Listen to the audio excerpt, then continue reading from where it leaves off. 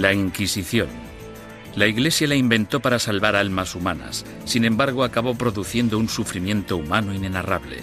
La palabra Inquisición conlleva imágenes de tortura y crueldad. La tortura se utilizaba simplemente para sonsacar confesiones. Entre sus víctimas se incluyen Juana de Arco y Galileo, pero ¿sabemos realmente qué sucedió y por qué?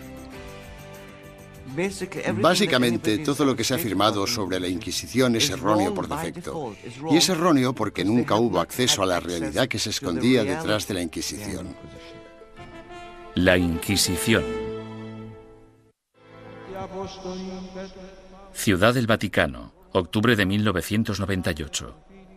En una petición de examen de conciencia sin precedentes y en honor al año Jubileo 2000, el Papa Juan Pablo II convoca a un tribunal especial de historiadores y académicos para celebrar un simposio sobre lo que él mismo denominó una fase tormentosa en la historia de la Iglesia, que hoy en día se conoce como la Inquisición. Para ayudar al tribunal en su investigación, el Papa anuncia la apertura pública de los archivos secretos de la Inquisición, unos archivos que habían estado fuera del alcance de los académicos durante casi 200 años. El pontífice, de 79 años de edad, se enfrenta así a una de las cuestiones más cruciales en su trayectoria. ¿Debería la Iglesia Católica pedir disculpas por los pecados cometidos durante la Inquisición? El tema es un polvorín de controversia, incluso entre los historiadores. Yo creo firmemente que esta disculpa era innecesaria, porque la Iglesia no fue responsable de la mayoría de las persecuciones que hemos tenido en el pasado europeo. La Iglesia sí tiene alguna responsabilidad desde un punto de vista histórico. Fuera lo que fuere lo que la Inquisición hizo mal, no se puede decir que no fuera responsabilidad del papado. Todos los académicos deben afrontar una cuestión central y perturbadora. ¿Cómo pudo una institución como la Iglesia convertirse en el instrumento a través del cual se destruyeron miles de vidas humanas durante 6 siglos? La primera respuesta implica comprender que nunca hubo una única y todopoderosa Inquisición, sino más bien instituciones independientes en España, Portugal e Italia. Lo que compartían era un oscuro y perpetuo miedo, el miedo a la herejía religiosa.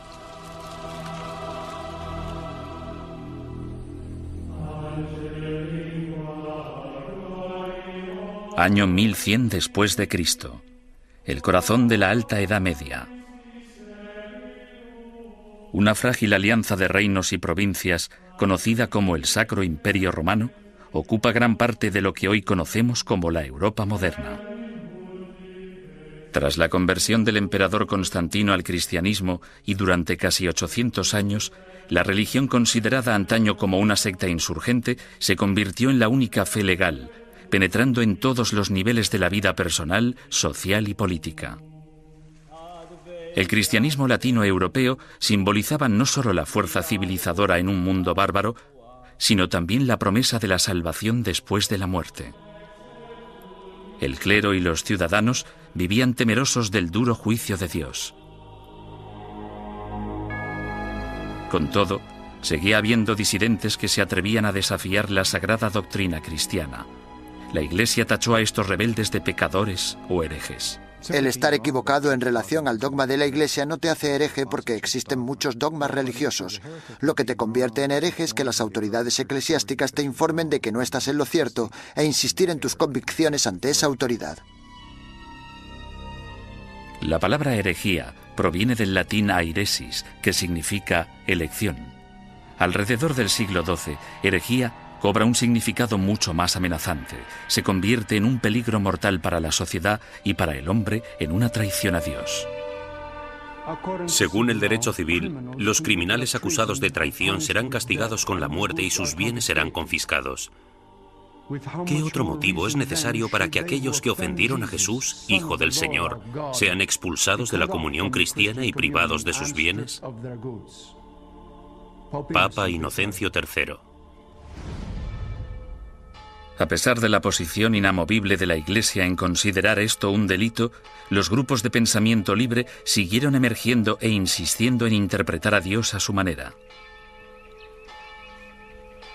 Entre dichos grupos se encontraban los valdenses, predicadores itinerantes que erraban por el sur de Francia y el norte de Italia, viviendo en apostólica pobreza. El atractivo de los valdenses parece que fue su visión de un cristianismo simplificado, de la habilidad de todos para predicar si se poseía la inspiración del Espíritu, sin importar si se era clérigo o no. La Iglesia insistía que cualquiera que quisiera dedicarse a la predicación pública debía ser acreditado por el obispo de su diócesis.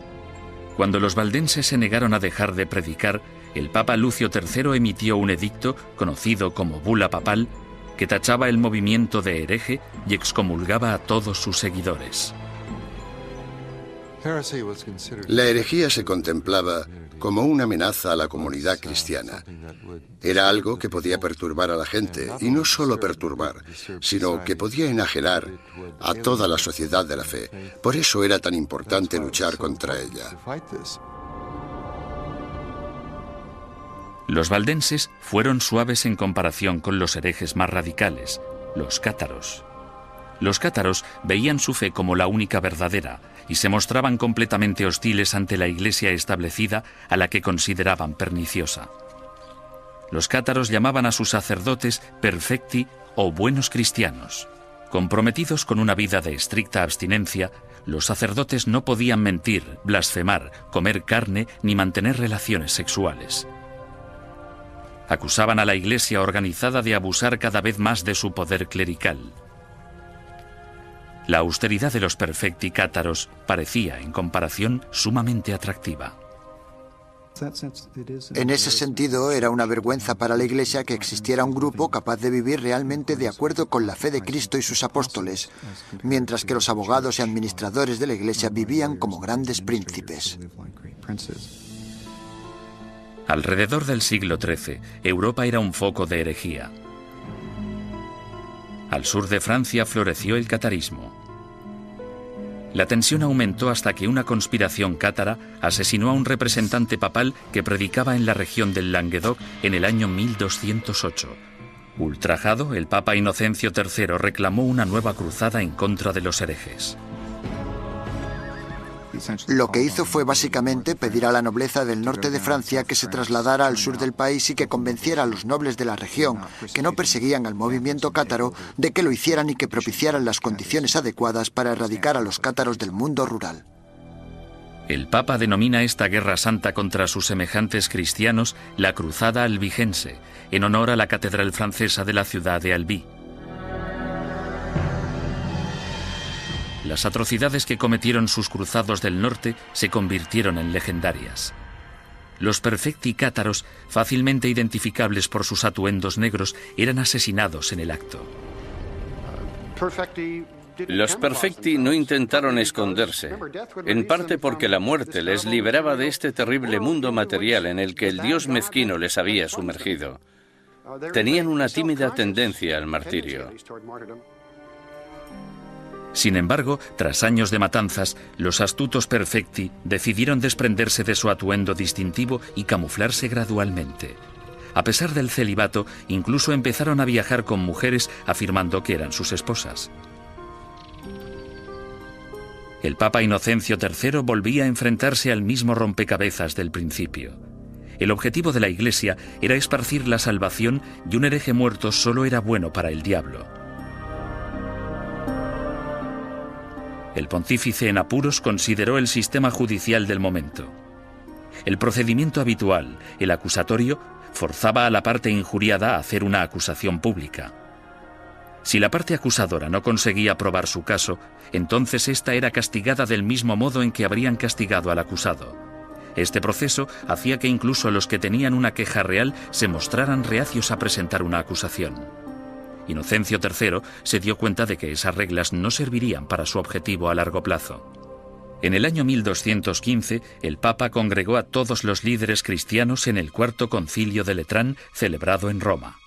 Inocencio utilizó el encuentro para anunciar sus nuevas normas para la persecución de herejes y clérigos descarriados. La Santa Inquisición había nacido.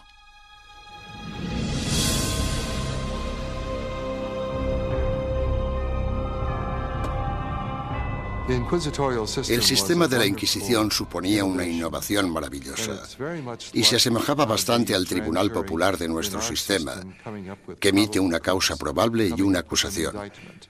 No tenían que demostrar nada, solo necesitaban tener muy claro o tener suficientes indicios que sugirieran la culpabilidad del acusado. El proceso inquisitorial de Inocencio III daba la potestad al investigador de construir un caso completo, recogiendo a escondidas las opiniones de la gente de la comunidad. En 1231, el Papa Gregorio IX inicia un concurso público para el nombramiento de nuevos agentes especiales, llamados inquisidores de la depravación hereje. Es el amanecer de la Inquisición medieval, que empieza con una venganza. El objetivo de la Inquisición es acabar con la herejía, y acabar con la herejía significa acabar con los herejes. El Papa Inocencio III fracasó en su intento de eliminar a los cátaros, la secta más poderosa del sur de Francia. Sin embargo, en 1231, su sucesor, el Papa Gregorio IX, tramó un plan para volcar todo el poder del nuevo sistema legal de la Inquisición contra ellos. El Papa nombró a muchos sacerdotes y frailes inquisidores y los mandó a tierras germanas y francesas para que acabaran con los criminales religiosos. Los herejes que rehusaron retractarse de sus creencias y continuaron predicándolas fueron quemados en la hoguera. Si fracasaban los herejes, iban al infierno. El objetivo de todo esto era salvar a tanta gente como fuera posible, pero había que hacer ciertas cosas si se querían salvar muchas vidas. El Papa Gregorio pronto se percató de que encontrar a un buen inquisidor era muy difícil. Los más entusiastas a menudo eran fanáticos fuera de control.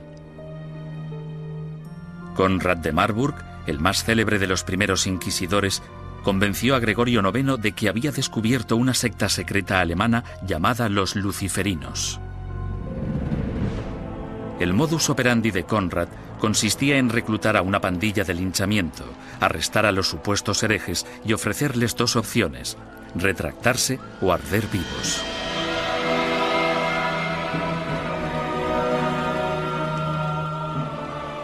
Los historiadores descubrirían más adelante que los luciferinos fueron pura ficción, una invención obsesiva que Conrad creó para impresionar al Papa. El inquisidor papal del norte de Francia no era mejor. Un cátaro convertido de nombre Robert Le Boucq acorralaba a grupos de supuestos herejes y celebraba estrepitosos juicios públicos. En un suceso devastador, 183 cátaros fueron interrogados, sentenciados y quemados vivos en un solo día. Tras años de protesta por parte de los obispos franceses, el Papa finalmente se dio cuenta de que Robert era un extremista peligroso, por lo que le retiró de su cargo y lo encarceló. Había que hacer algo, y tenía que haber alguien mejor para hacerlo que estos individuos, devotos, aunque extremadamente incompetentes y peligrosos. Este fue el momento en el que Gregorio IX se fijó en los dominicanos. Fundada por Santo Domingo en 1216, la orden dominicana estaba capacitada para realizar el trabajo de inquisidor. Educados como teólogos, los dominicanos estaban habituados a la vida en la calle y a predicar contra la herejía. A mediados del siglo XII, Gregorio IX ordenó a 4 docenas de inquisidores dominicanos que buscaran y procesaran a los cátaros, los valdenses y a los demás grupos herejes.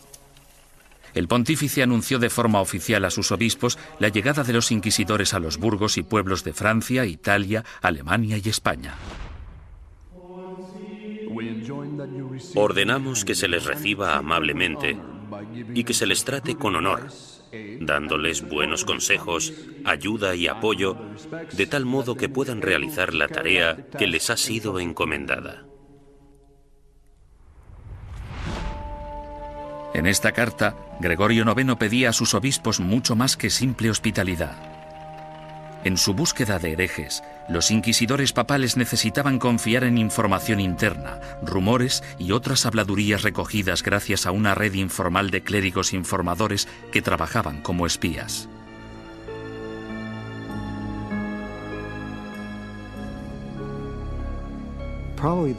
Probablemente sus mejores ojos y su mejor oído en el mundo rural eran los del clero parroquial, puesto que éste vivía en los pueblos, tenía familiares en ellos y por lo tanto estaba atento a los cotilleos locales. En sus incursiones a lo largo de la geografía, los inquisidores llegaban a un pueblo acompañados normalmente de un notario o escribiente para documentar el procedimiento o, en ocasiones, de un sirviente o un guardaespaldas.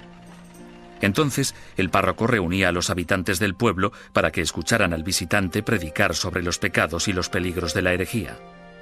Una vez terminado el sermón, el inquisidor anunciaba un período de gracia durante el que cualquiera que hubiera cometido herejía podía confesar sus pecados a cambio de un trato clemente.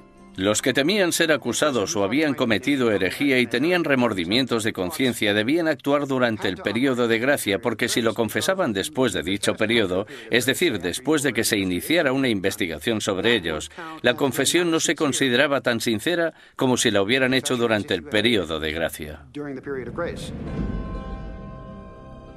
Unas semanas más tarde, el inquisidor anunciaba el fin del período de gracia, momento en el que se iniciaba la fase más nefasta del edicto de fe. Desde ese momento, cualquier acusado se convertía en víctima de interrogatorios o arrestos. Y dado que la información siempre se daba en secreto, el inquisidor animaba a todos los buenos ciudadanos a que denunciaran a cualquier vecino que creyeran que podía ser hereje. El objetivo de las inquisiciones generales, de los edictos de gracia y los edictos de fe, era conseguir que entrara y saliera tanta gente como fuera posible de la oficina del inquisidor. Y para ello utilizaban el miedo, el terror y el interés propio. El inquisidor debía tener al menos 2 testimonios incriminatorios antes de poder seguir adelante. En ocasiones, los sujetos víctimas de investigación no sabían que eran sospechosos hasta el día que les convocaban. Durante el procedimiento inquisitorial, la mayoría de las pruebas se recopilaban antes de que tuvieras conciencia de que había una investigación en marcha. Cuando te informaban del caso, la investigación ya había finalizado. Bastante diferente al sistema actual. Conscientes del peligro de las acusaciones falsas o maliciosas, los inquisidores intentaban diferenciar las mentiras de la verdad. Cuando hacían subir al estrado a un acusado por primera vez, le hacían nombrar a todos sus enemigos. Si alguno de esos nombres coincidía con cualquiera de los nombres de la lista de testigos, el inquisidor debía desestimar ese testimonio. Sin embargo, las protecciones legales se acababan aquí. El acusado nunca llegaba a saber el nombre de quienes le acusaban, ni tampoco los motivos por los que se le acusaba. Era muy complicado demostrar tu inocencia una vez acusado por los inquisidores. Incluso los sospechosos que confesaban haber cometido herejía no podrían reconciliarse con la Iglesia hasta que dieran nombres e información de otros supuestos herejes. Si obstaculizaban la investigación, se arriesgaban a sentencias de cárcel y a perder todas sus propiedades. Si no cooperabas, los inquisidores podían reducir tu ración de comida y encadenarte a la pared. Por tanto, el principal método para conseguir que la gente confesara era simplemente encerrarlos durante largos periodos de tiempo y dejarles reflexionar. ¿Cómo llevaban los inquisidores su trabajo tan en secreto? Han sobrevivido algunos manuales prácticos dándonos una aproximación fascinante a ese período. Uno de ellos, llamado Conducta de interrogación relacionada con la depravación hereje, fue escrito por un inquisidor retirado, Bernard Guy, en el año 1324. Guy, cuyas hazañas inspiraron la novela histórica En el nombre de la rosa, ofrece docenas de investigaciones en las que recoge 17 años de experiencias de primera mano en lo que él denomina su cruzada personal contra la herejía. El objetivo de la Inquisición es acabar con la herejía. Y para acabar con la herejía, debemos acabar con los herejes. Bernard Guy, 1324. Los inquisidores se consideraban realmente una organización de combate. Eran bastante conscientes de que existían herejes y simpatizantes por todas partes y estaban muy motivados para deshacerse de ellos. En 1376, el inquisidor Nicolás Aymeric de Aragón escribió el libro Directorium Inquisitorium. En él, Describía la tenacidad y el compromiso que debía tener un inquisidor de los siglos XIV y XV, e incluso incluyó una lista práctica de trucos inteligentes utilizados para engañar a los sospechosos para que confesaran. Uno de los trucos que me asombró fue el de sentarse con una vitela pequeña en las rodillas y mirarla y comprobarla mientras la persona da su testimonio. Luego, en algún punto dices, no, lo que estás diciendo no puede ser verdad. Está clarísimo que no me estás diciendo la verdad. Y entonces el sospechoso sometido al interrogatorio piensa que lo que tienes es la declaración de otra persona cuando en realidad solo tienes una vitela en blanco.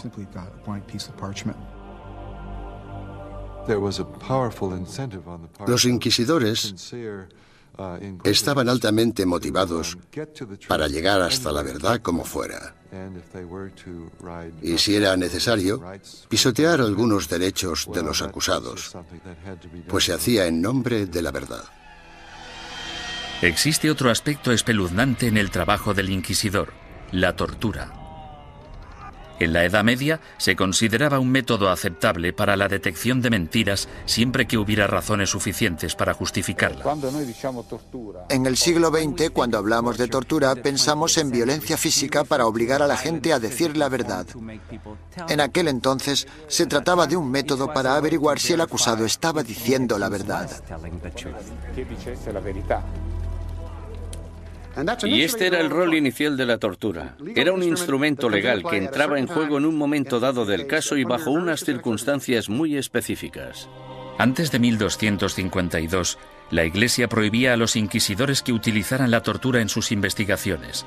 Pero tras el asesinato del inquisidor Pedro Mártir en Lombardía a manos de los cátaros, el Papa Inocencio IV abrió la veda y dejó que métodos antiquísimos, en especial la tortura, entraran en la lucha contra la herejía. El oficial o párroco debe obtener de todos los herejes que capture una confesión mediante la tortura, pues de hecho son todos ladrones y asesinos de almas. Papa Inocencio IV. Por lo tanto, la tortura no fue algo inventado por los inquisidores. En este caso, solo seguían los dictámenes de la ley. La tortura se destinaba a dos tipos de prisioneros: los que se negaban a retractarse y los que parecían saber más de lo que contaban. Los inquisidores escogían la técnica de la tortura, pero dejaban el trabajo en manos de torturadores profesionales, expertos en causar dolor. Para empezar, debían describir la tortura a la persona. Luego debían mostrar los instrumentos de la tortura al acusado. Y tras dar 3 o 4 pasos como estos, el acusado sufría alguno de esos métodos de tortura. Sin embargo, dicho acusado podía decir en cualquier momento: ya he tenido suficiente. La estrapada era uno de los métodos de tortura más populares en la Edad Media y el Renacimiento. Las manos del acusado se le ataban a la espalda y a una cuerda que se colgaba de una viga en el techo.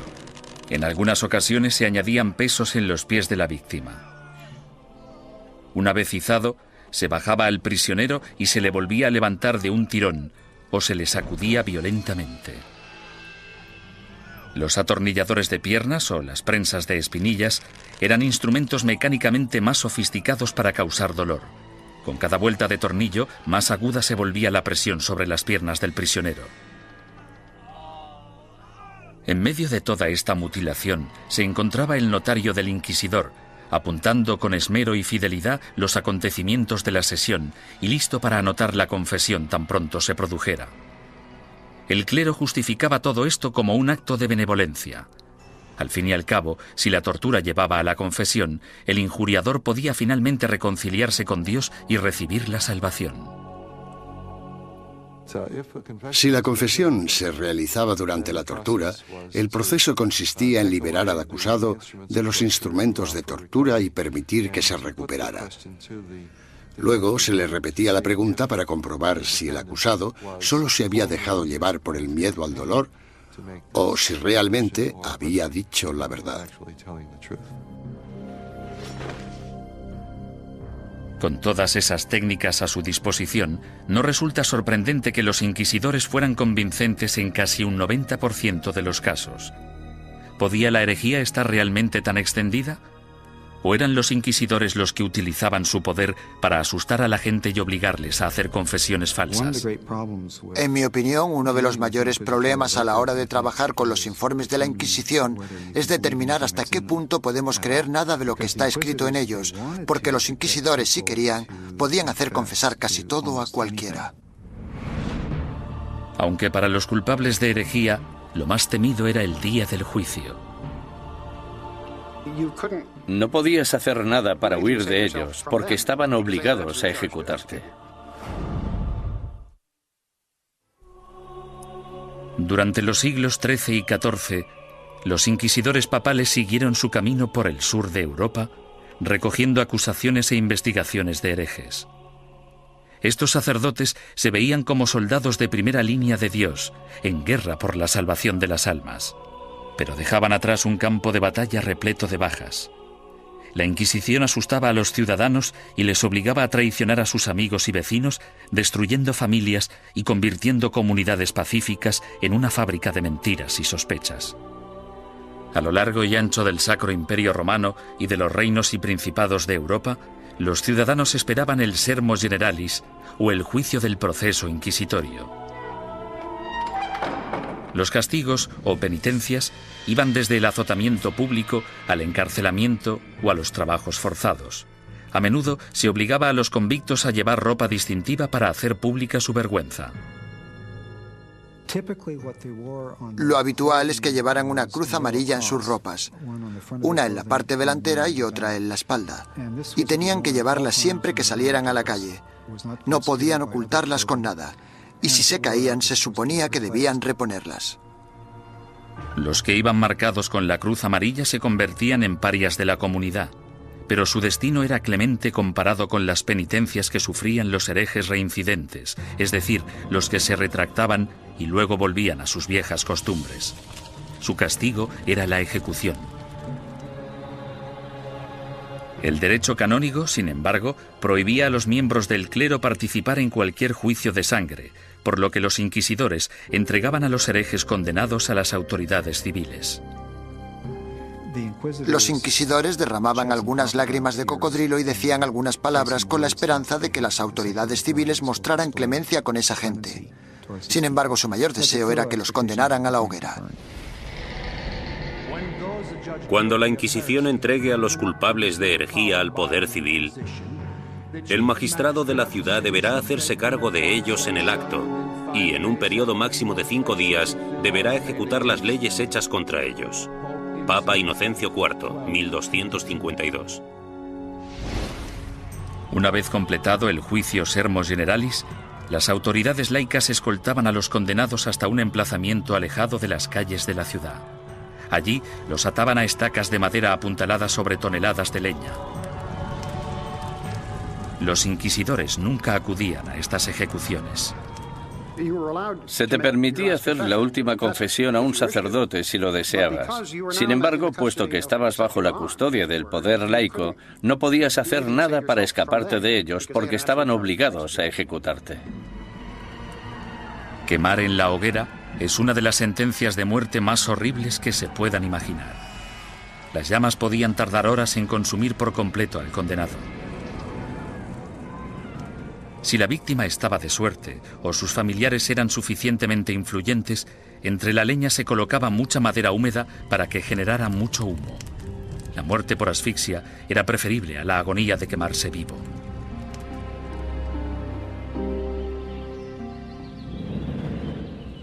Ni siquiera la muerte podía liberarte de las garras de la Inquisición. En ocasiones, personas que habían muerto hacía años recibían acusaciones post-mortem y eran condenadas por herejía. Se saqueaban sus tumbas y se lanzaban sus restos a la hoguera. Desgraciadamente para la familia del fallecido, lo peor aún estaba por llegar. Las autoridades civiles confiscaban automáticamente todas las propiedades de los herejes fallecidos, dejando desvalidos a sus esposas e hijos sin importar su lealtad religiosa. La mañana siguiente a una ejecución a menudo atraía a los coleccionistas de reliquias, basureros que acudían con sacos a barrer las cenizas en busca de piezas de cadáveres. En la mayoría de los casos, no se trataba ni de necrófagos ni de locos. Normalmente eran los que creían que aquellos que morían ejecutados eran mártires y merecían ser venerados. Mucha gente pensaba que los herejes eran buenos cristianos y los inquisidores gente malvada, por tanto podía darse un contraataque. El siglo XIV fue testigo del punto más álgido de la campaña de la Inquisición. Gracias a su inmenso poder, la Iglesia combatía la traición con la misma dureza incluso contra sus propios rangos. Cuando un grupo de franciscanos decidió desvincularse de la orden y llamarse a sí mismos franciscanos espirituales, el Papa Juan XXII les acusó de abandonar los ideales de su fundador, San Francisco de Asís, y ordenó a la Inquisición que acabara con ellos. Tras quemar en la hoguera a 4 líderes franciscanos espirituales en Marsella el año 1317, la mayoría de los rebeldes restantes volvieron a la orden original. Durante los 150 años de la Inquisición papal de Gregorio IX, los principales movimientos herejes, los cátaros y los valdenses, fueron virtualmente erradicados de la Europa occidental.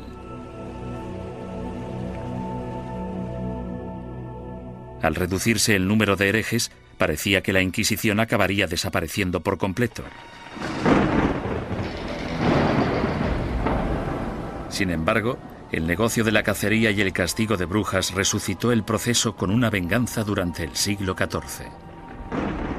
Se consideraba herejía, puesto que se creía que para conseguir poderes el hechicero debía renunciar a Dios y a su bautismo.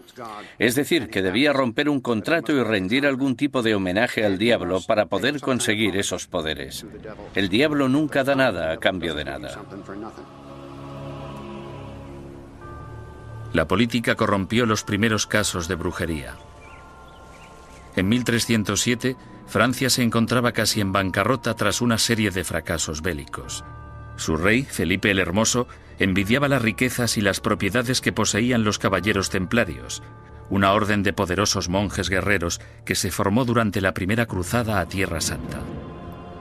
El rey Felipe los acusó falsamente de brujería, y durante los 7 años siguientes se torturaron y encarcelaron o quemaron en la hoguera a miles de templarios por toda Europa. Ningún historiador moderno cree que los templarios fueran objetivamente culpables de los cargos que se les imputaron: sodomía, adoración al diablo, herejía, etcétera, etcétera. En mi opinión, esto fue una verdadera manipulación cínica del proceso por parte de Felipe el Hermoso, y supone uno de los ejemplos más espeluznantes de hasta qué punto podían llegar a pervertirse los procedimientos inquisitoriales. Un siglo después, tras su triunfo sobre los ingleses en Orleans, Juana de Arco fue capturada y encarcelada por sus enemigos, que temían su creciente poder político. La entregaron al Tribunal Inquisitorial, organismo que utilizaron como instrumento en su contra. Los que acusaban a Juana defendían que las voces que ella consideraba su inspiración eran las voces del diablo y que sus premoniciones eran brujería. Juana fue condenada y murió en vehemente agonía. La nueva herejía de brujería diabólica parecía muy peligrosa tanto para la Inquisición como para las autoridades civiles, y engendró el manual práctico más relevante e influyente de todos. Publicado en 1486, Malleus Maleficarum, o el martillo de las brujas, proporcionaba apoyo teológico, consejos legales y varias técnicas para acusar, torturar y sentenciar a las brujas. Se trata de un documento infame, puesto que crea la imagen arquetípica de la mujer bruja, además de ser una de las obras de todo el mundo literario que muestra más abiertamente su misoginia. Cuando una mujer piensa por sí misma, solo piensa en cosas malas. Como son más débiles de cuerpo y alma, no resulta sorprendente que puedan sucumbir al hechizo de la brujería. Toda brujería procede de la lujuria carnal que en las mujeres es insaciable. Malleus Maleficarum. La historia ha demostrado que uno de los autores de Malleus Maleficarum, un inquisidor de nombre Heinrich Kramer, tenía ciertos problemas para controlar su propia insaciable lujuria carnal. En el año 1485, Kramer fue acusado de llevar a cabo una inquisición en la región de Innsbruck, lo que ahora es Austria. Él mismo se buscó los problemas porque la mayoría de los interrogados eran mujeres y las preguntas tenían relación con sus actividades sexuales. Alarmado por la manifiesta obsesión sexual de Kramer, el obispo ordenó que destituyeran al inquisidor y que liberaran a todos sus prisioneros. 2 años más tarde apareció Malleus Maleficarum. Nació de la frustración de Kramer por la experiencia de Innsbruck y de la furiosa misoginia que sufría. Durante los siguientes 200 años, el Malleus Maleficarum se convirtió en un bestseller y llegó a ser publicado en 4 lenguas distintas. Estaba destinado a convertirse en la principal fuente de inspiración de los cazadores de brujas laicos, católicos y protestantes que aterrorizarían Europa y Norteamérica durante los siglos XVII y XVIII. Durante el siglo XV, sin una nueva política ni postura por parte del papado, la Inquisición empezó a desvanecerse poco a poco. Por lo general, los tribunales inquisitoriales se mantenían en activo solo si un inquisidor en particular quería seguir persiguiendo la herejía. Si no quería, no pasaba nada. Y así fue como los tribunales fueron perdiendo fuerza. Sin embargo, en España, la astucia política del rey y la devoción de la reina se apoderaron del proceso inquisitorio e hicieron que su aterrador poder recayera en su propia gente. El número de personas que se quemaban vivas en una misma hoguera era pasmoso, incluso para los estándares actuales.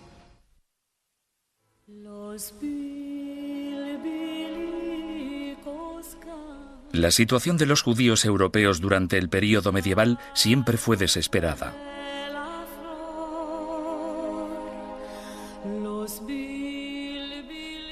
Expulsados de una nación tras otra, a partir del siglo IV, algunos finalmente se establecieron en España. Prosperaron viviendo y trabajando en relativa armonía tanto con musulmanes como con cristianos. Pero a finales del siglo XIV, una serie de problemas económicos y levantamientos sociales despertaron antiguos prejuicios.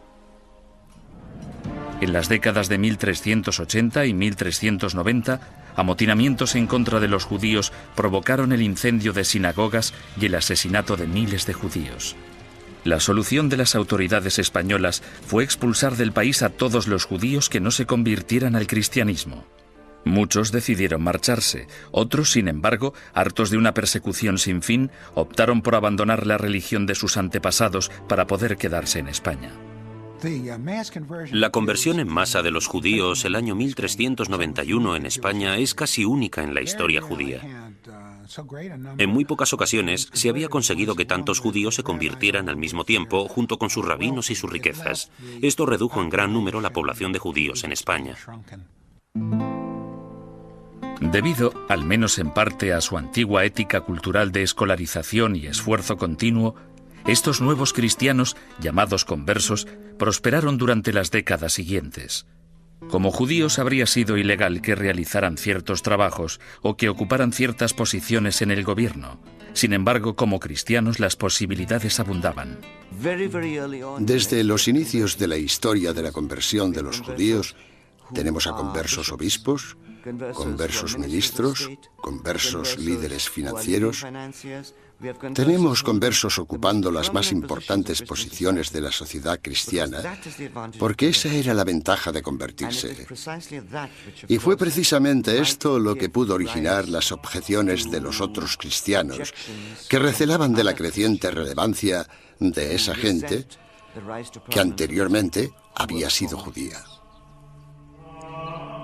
En tan solo unas pocas generaciones, miembros de la Iglesia Católica de España empezaron a acusar a estos nuevos cristianos de practicar secretamente la religión judía mientras mantenían una fachada apropiadamente cristiana.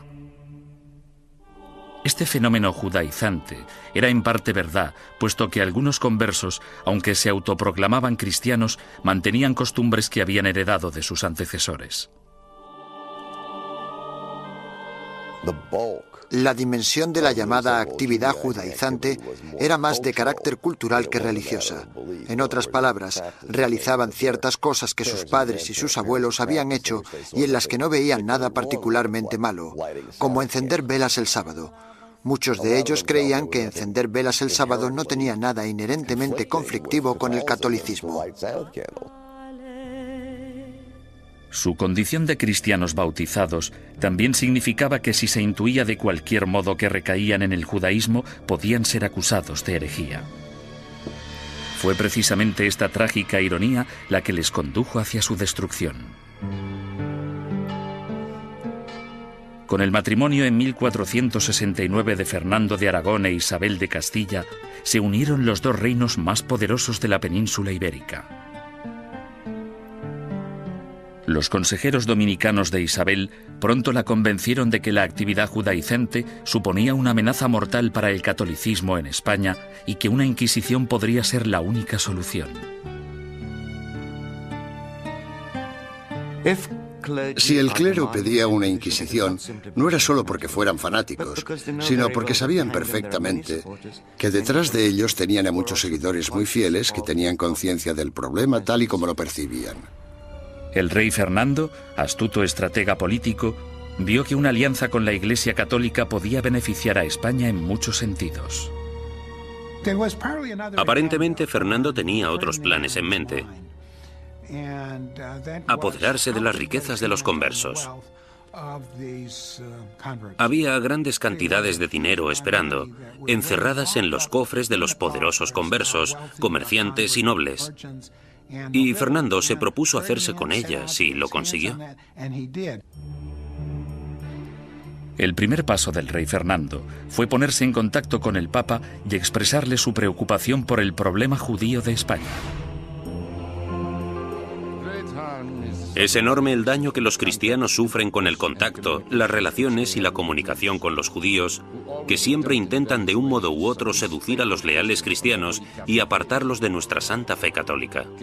Fernando el Católico. Bajo la presión del insistente rey español, el Papa Sixto IV emitió una bula papal que instauraba una Inquisición para erradicar la depravación hereje en España y que iba dirigida a los conversos judíos. Esta nueva Inquisición española fue algo completamente distinto a todos los demás tribunales inquisitoriales anteriores. Sus normas garantizaban que el rey Fernando, y no el Papa, controlaba todos y cada uno de los aspectos de sus actividades.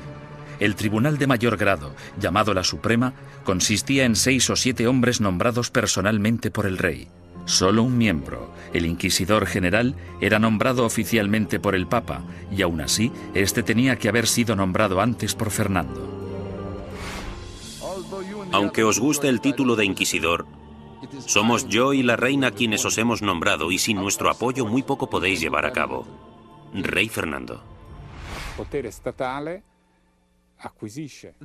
Esto significa que el Estado empieza ya en la Inquisición española a tener cierto poder de control sobre la institución. Esto no era así en la Edad Media. El 6 de febrero de 1481 se celebró el primer auto de fe en Sevilla. En este acto, que se convertiría en el símbolo de la Inquisición española, un centenar de hombres y mujeres conversos fueron acusados de practicar secretamente la religión judía y juzgados ante la Iglesia. 6 de ellos pagaron el más alto precio. Fueron quemados en la hoguera. En mitad del auto siempre se celebraba una ceremonia. Los dominicanos elegían a sus mejores oradores, los que tenían la voz más fuerte, y en ocasiones los sermones duraban media hora, 1, 2 horas. Los participantes eran despojados de toda dignidad. Se les afeitaba la cabeza, desnudaban a las mujeres y a los hombres, se afeitaba la barba a los hombres. En España, la virilidad de un hombre residía en su barba, por lo que afeitarla resultaba muy desagradable. La idea de la ceremonia era humillar a los penitentes y mostrar a la congregación cuál era el castigo por cometer herejía. Incluso los que no habían recibido mucha educación o no estaban interesados en las sutilezas teológicas, ni muy seguros de los credos y las plegarias que recitaban, sabían perfectamente qué sucedía en cada momento en un auto de fe. Era un espectáculo aterrador cuyo objetivo era poner unos límites en la mente de las personas sobre lo que podían decir, pensar y creer. Durante el primer año desde su establecimiento, 1.500 conversos acusados de judaísmo fueron juzgados y otros cientos condenados a muerte. La cantidad de personas que se quemaba en una misma hoguera era pasmosa incluso para los estándares actuales. Se quemaron 28 personas de una sola vez, en otra ocasión 70 personas, y en el mayor auto jamás celebrado se quemaron 109 personas en una misma hoguera. A diferencia de los herejes medievales que se atrevían a predicar sus ideas en público, el judaísmo secreto era, por definición, una actividad clandestina que se llevaba a cabo a puerta cerrada. Los vecinos podían decir que habían visto a un individuo leer un libro que probablemente era judío solo por el hecho de ver a alguien mirando un libro pequeño, que podría ser el libro de las horas. O podían decir que habían oído a alguien cuchichear una plegaria que seguro que era judía. Por tanto, encender velas, darse un baño, lavar la ropa, tratar, preparar y comer carne en día de pescado, como podían ser los viernes o los miércoles, podía causarte grandes problemas si tus vecinos se percataban y tenías mala relación con ellos. Las acusaciones provocaban más acusaciones. Algunos conversos se delataban a sí mismos con la esperanza de limpiar su historial y frustrar así el ataque de sus enemigos. Sin embargo, solo se podía conseguir una penitencia clemente si se hacía una confesión completa, y eso significaba dar los nombres de compañeros herejes. La única forma de escapar de todo eso era escoger nombres de otras personas de la comunidad. Esto recuerda mucho a los Estados Unidos de los años 50 y al pánico rojo que provocó la creación del Comité sobre Actividades Antiamericanas. Fue aquí donde se produjeron tantas tragedias. Gente inocente de todos los cargos podría, bajo tortura y pena de muerte, haber dado nombres sin pensar, solo para ser liberados. Si consideramos a Fernando e Isabel como los arquitectos de la Inquisición española, su contratista fue sin duda Tomás de Torquemada, el primer inquisidor general. A partir de 1490, Torquemada redactó minuciosa y sistemáticamente reglas que todavía conservamos en papel para guiar a los inquisidores, incluyendo el más mínimo detalle sobre lo que debían o no debían hacer. Y como consecuencia, podemos considerarle el fundador de la Inquisición. No hay ninguna duda de que Torquemada presidió la Inquisición durante su período más sanguinario y que ejerció mucha influencia sobre la corona. A pesar de que se le ha retratado de todos modos, desde un loco hipnotizador hasta un monje siniestro y obsesionado por el sexo, los historiadores saben muy poco sobre él.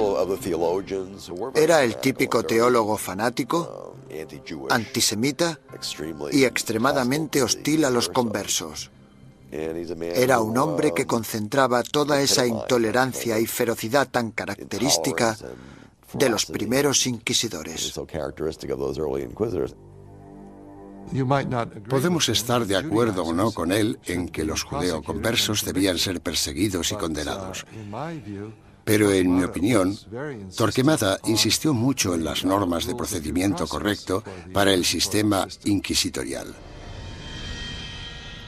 Sin embargo, se calcula que durante los 20 años de mandato de Torquemada como inquisidor general, 2.000 personas perdieron la vida y otros miles fueron castigados.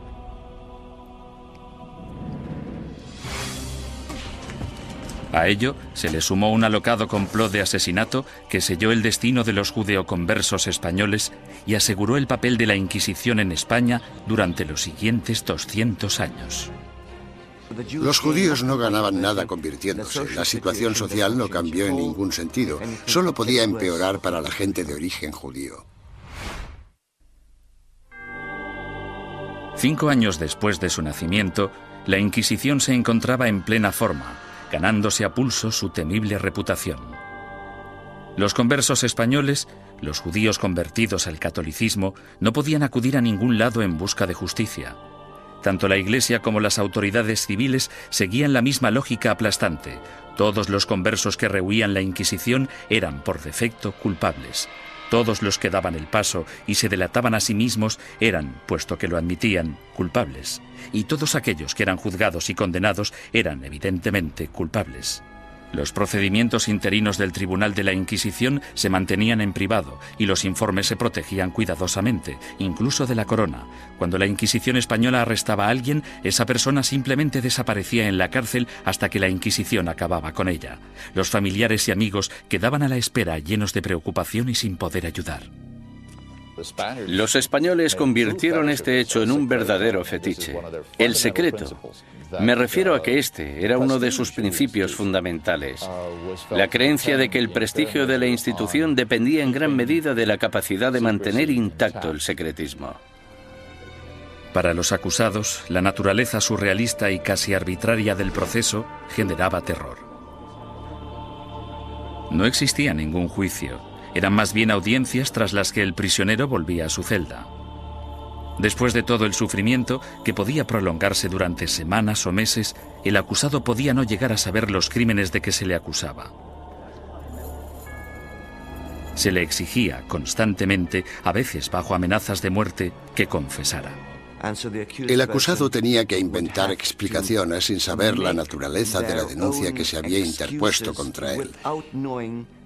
Y esto, a menudo, llevaba al encarcelamiento masivo de prisioneros que se negaban a confesar, porque creían que no tenían nada que confesar, y probablemente tenían razón. El 15 de septiembre de 1485, algunos conversos furiosos decidieron tomarse la justicia por su mano. Como inquisidor, Pedro Arbués se arrodilló delante del altar de la Catedral de Zaragoza. 8 asesinos le atacaron con cuchillos.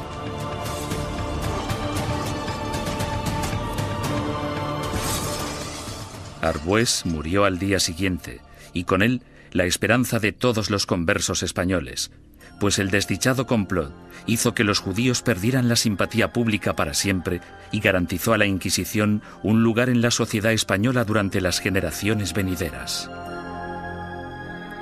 Entre los académicos hay una pregunta obvia que ha generado más debate que cualquier otra. ¿Practicaban realmente los conversos el judaísmo en secreto o fueron simplemente cabezas de turco de la intolerancia? El problema desde un punto de vista técnico es que la única fuente de información que tenemos para responder a esta pregunta proviene del Santo Oficio. En consecuencia, el tema a tratar es, ¿debemos creer totalmente en los hermanos del Santo Oficio que investigaron a los conversos? ¿O debemos pensar que fue básicamente un fraude, una gran exageración basada en falsos testimonios? A petición del inquisidor general Torquemada, en marzo de 1492, el rey Fernando emitió otro edicto de expulsión. Se daba a los judíos 4 meses para aceptar el bautismo o abandonar España. Durante los meses siguientes, casi la mitad de la población judía de España, unas 40.000 personas, abandonó el país. Los demás se quedaron y se convirtieron al cristianismo.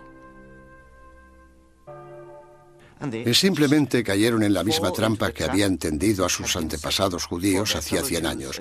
Por tanto, los judíos no ganaban nada convirtiéndose. La situación social no cambió en ningún sentido. Solo podía ir a peor para la gente de origen judío. No lloréis a vuestra partida, pues vosotros tenéis que beber vuestra propia muerte de un sorbo, mientras que nosotros tenemos que quedar atrás, entre esta gente malvada, recibiendo la muerte de ellos cada día. Juan de León, judío español converso. En 1499, la orden de expulsión se amplía para incluir a todos los musulmanes no convertidos de España. Durante los casi 25 años siguientes, una serie de rebeliones, expulsiones y bautismos forzados generan otra clase social de nuevos conversos al cristianismo, los moriscos. Lo que tenemos aquí es el mismo escenario que el de los conversos. Un grupo de gente que pertenecía a otra cultura y a otra religión y que ahora eran teóricamente cristianos. Esta era una situación hecha a medida que la Inquisición utilizó para apartar a los musulmanes y hacerles practicar el cristianismo. Las persecuciones de moriscos se triplicaron durante los siguientes 100 años. Sin embargo, estos no pudieron o no quisieron adaptarse. Finalmente, en 1609, las autoridades españolas decidieron que los moriscos eran imposibles de convertir y los expulsó a todos. El odio por la Inquisición española era tan intenso entre los musulmanes como entre los judíos. En su intento de conservar el catolicismo como la única religión de España, la Inquisición española encarceló a ciudadanos inocentes, confiscó propiedades, destruyó familias y mandó a miles de personas a la muerte. Lo que no utilizó muy a menudo, según los historiadores, es lo que la ha hecho tan famosa: la tortura. Una de las cosas que se han podido afirmar con seguridad gracias al reciente estudio de la Inquisición es que la tortura se utilizó en muy pocas ocasiones en dicha institución. La tortura se utilizaba única y exclusivamente para sonsacar la confesión, y una vez se había conseguido, la tortura cesaba. Los inquisidores se enfurecían si sus subordinados torturaban a individuos demasiado viejos, demasiado enfermos, leprosos o supuestos enfermos mentales. Tampoco querían que se torturara a niños. Pero no importa la poca frecuencia de uso, la Inquisición tenía reglas concisas sobre cómo ejercer la tortura. A los prisioneros, ya fueran mujeres u hombres, se les desnudaba. Solo se les cubría sus partes íntimas. No todo el clero de entonces practicaba el celibato, y todos los que lo practicaban no eran capaces de contemplar una escena de estas características una y otra vez sin sentir el más mínimo arrebato de sadismo o satisfacción sexual. Decir que esto podía prolongarse durante siglos es no comprender en absoluto la naturaleza de la sexualidad humana. La garrucha, versión modernizada de la estrapada medieval, se convirtió en el método de tortura más común.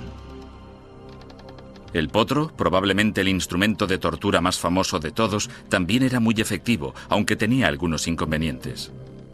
Su uso no podía prolongarse porque una de las reglas vitales de la tortura era que la Inquisición no podía derramar sangre.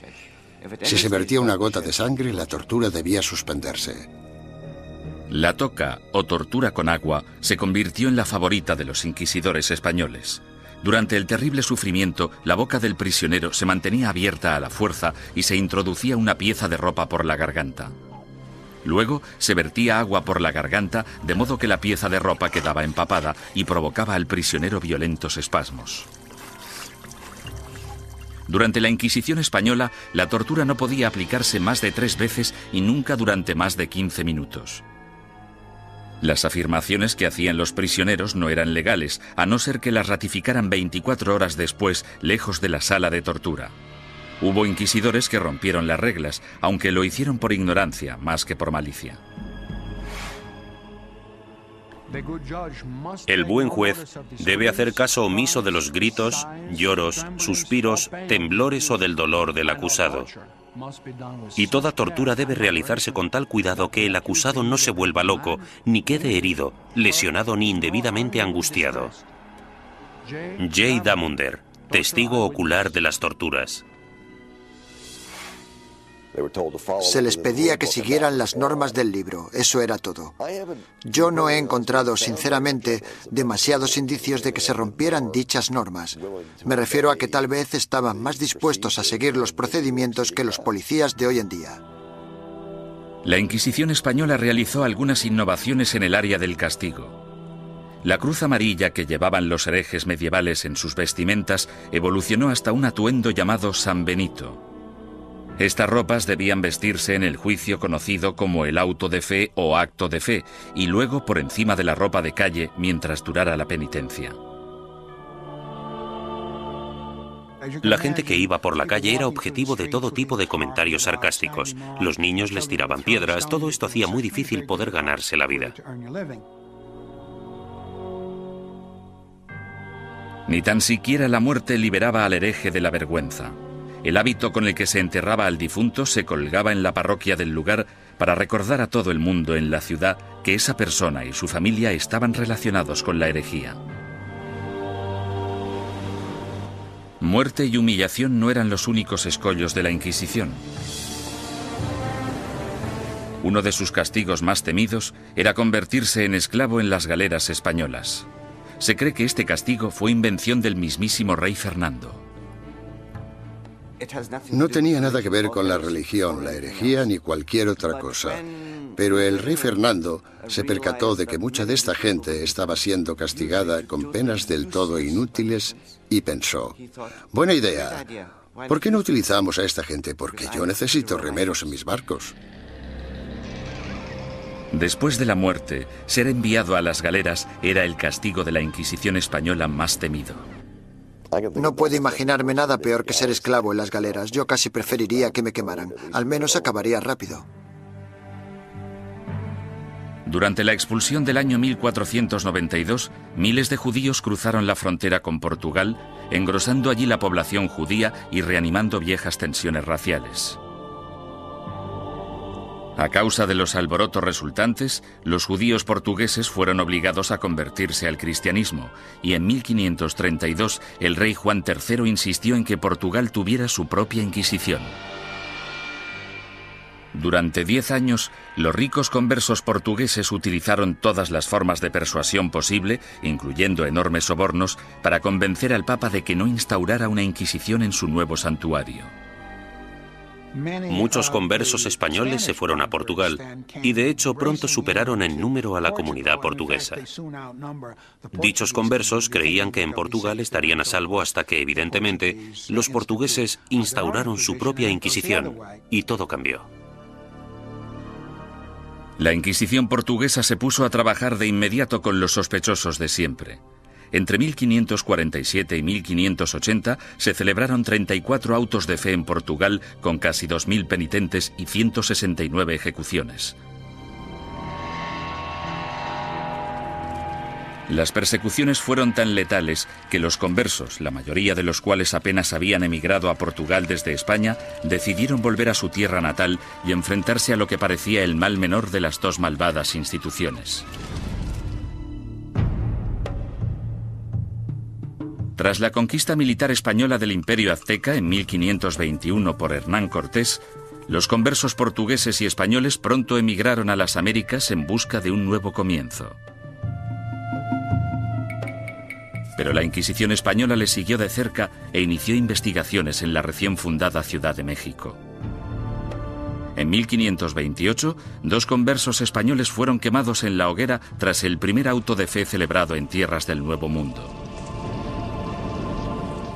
Las primeras oleadas de sacerdotes españoles también consideraban su deber guiar a la población americana lejos de sus creencias paganas y ayudarles a adoptar el cristianismo. Tras un periodo inicialmente optimista sobre lo que se creía una conversión extendida, la segunda generación de prelados españoles en el Nuevo Mundo empezó a tener dudas sobre si los indios seguían siéndolo a escondidas después de ser bautizados, del mismo modo que se creía que los conversos seguían siendo judíos tras el bautismo. En contra de la política estricta y reacia aplicada tanto a judíos como a musulmanes en España, la Suprema finalmente decidió que los indios simplemente eran incapaces de asimilar las creencias cristianas y que, por tanto, estaban fuera del alcance de la conversión. Sin embargo, la Inquisición pronto se enfrentaría a su mayor enemigo hereje de todos los tiempos, el protestantismo. Y en ocasiones incluso fueron torturados por la Inquisición, lo que parece muy injusto, pero eran protestantes y eran una presa fácil.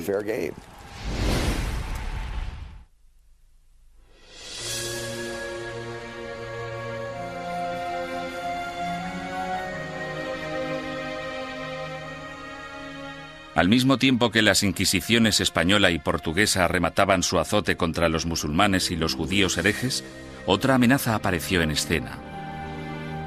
En 1517, un sacerdote alemán llamado Martín Lutero dejó su famoso tratado, las 95 tesis, a las puertas de la iglesia de Wittenberg. Se trataba de un ataque acerbo a la Iglesia católica. ¿No es cierto que bajo el vasto cielo no existe nada más corrupto, más pestilente y más odioso que la corte de Roma? La que una vez tuvo las llaves del cielo, ahora es una especie de boca abierta hacia el infierno. Martín Lutero. La carismática protesta de Lutero evolucionó hasta convertirse en una auténtica revolución religiosa. El movimiento de la Reforma sacudió a toda Europa. Alrededor del año 1550, las coronas de Dinamarca, Noruega, Suecia y Finlandia ya se habían acogido a la nueva religión llamada protestantismo. El Papa estaba furioso. La forma en la que se contemplaba desde Estados Unidos la amenaza soviética de los años 50 y 60 sería muy parecida a la forma en la que Roma en aquel entonces contemplaba la amenaza protestante. Con sus ajetreados puertos y su extensa red europea de comercio, era solo cuestión de tiempo que las ideas protestantes empezaran a viajar hacia la España católica. En 1577, dos grupos independientes de adinerados protestantes convertidos fueron descubiertos y arrestados en Sevilla y en Valladolid. Estos arrestos de finales de 1550 fueron terribles para la administración inquisitorial y para el gobierno real, puesto que muchos de los sospechosos ocupaban altos cargos en la burocracia gubernamental. El descubrimiento de dos organizaciones protestantes en dos de las mayores ciudades de España causó oleadas de pánico por todo el país católico. El rey español Carlos V, que había dedicado los últimos 30 años a la lucha contra el protestantismo en Alemania, exigió una purga rápida y despiadada. Su aliado en Roma, el Papa Pablo IV, volcó todo el poder de la Iglesia en el ataque contra el protestantismo y emitió una bula papal sin precedentes en la que permitía a la Santa Oficina Española ejecutar a los ofensores que cometían un crimen por primera vez e incluso a los que se arrepentían. Según mis conocimientos, esta es la única vez en toda la historia de las Inquisiciones española, romana o portuguesa en que los acusados, que por primera vez admitían estar arrepentidos de sus errores doctrinales, eran igualmente condenados a muerte. La fiebre del antiprotestantismo llegó a todas las grandes ciudades de España.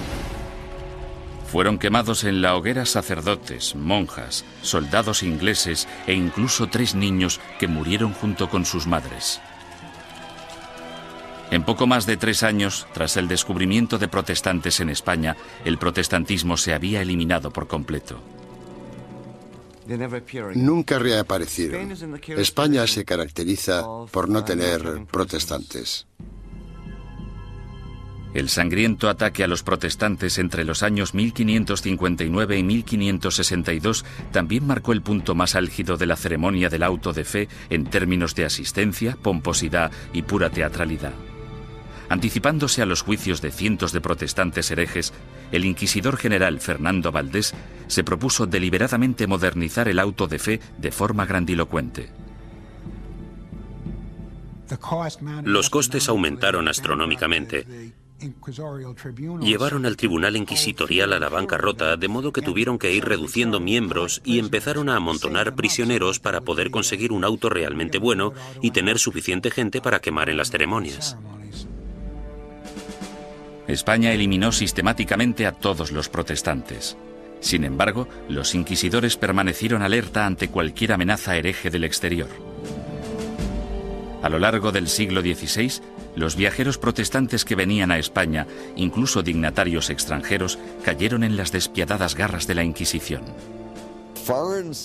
La Inquisición arrestó a marineros y comerciantes extranjeros.